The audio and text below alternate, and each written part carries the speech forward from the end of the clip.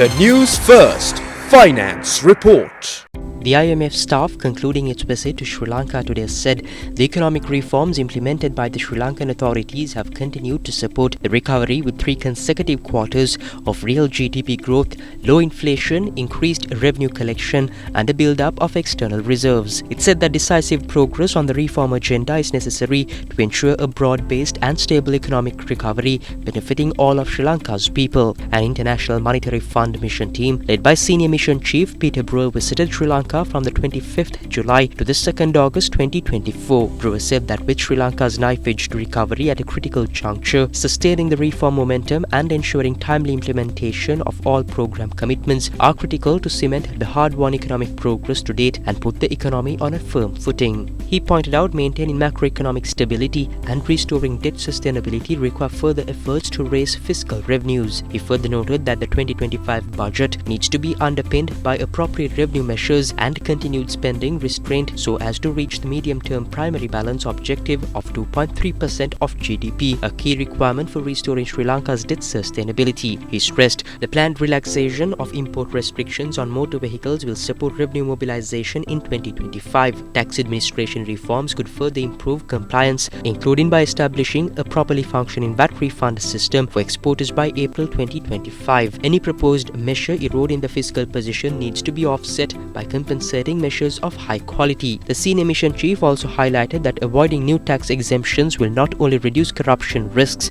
and fiscal revenue leakages, but also ensure a more predictable and transparent tax system. He said that continuing to maintain energy prices at cost recovery levels is critical to avoid potential fiscal costs. The senior mission chief warned protecting the poor and vulnerable through improved targeting and better coverage of cash transfers remains critical. Policy slippages could jeopardize the recovery. The IMF also encouraged the relaxation of import restrictions on motor vehicles to boost revenue mobilization and emphasized the importance of tax administration reforms to improve compliance. He said the planned relaxation of import restrictions on motor vehicles will support revenue mobilization in 2025. Tax administration reforms could further improve compliance, including by establishing a properly functioning VAT refund system for exporters by April 2025. Any proposed measure eroding the fiscal position needs to be offset by compensating measures of high quality. Regarding debt, he added that the authorities have made commendable progress with putting debt on a path towards sustainability. The execution of the domestic debt restructuring and finalizing the agreements with the official creditor committee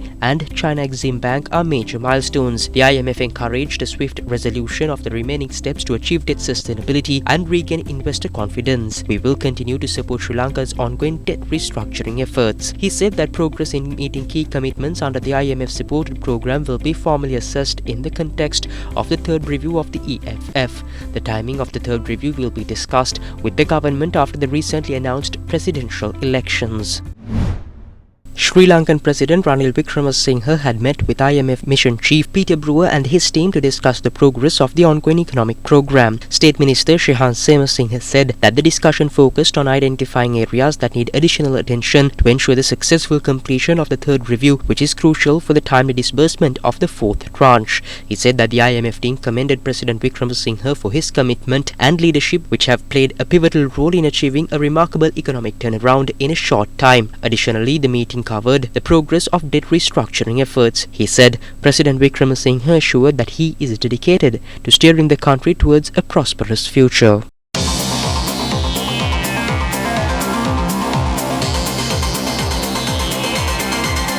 The News First Finance Report.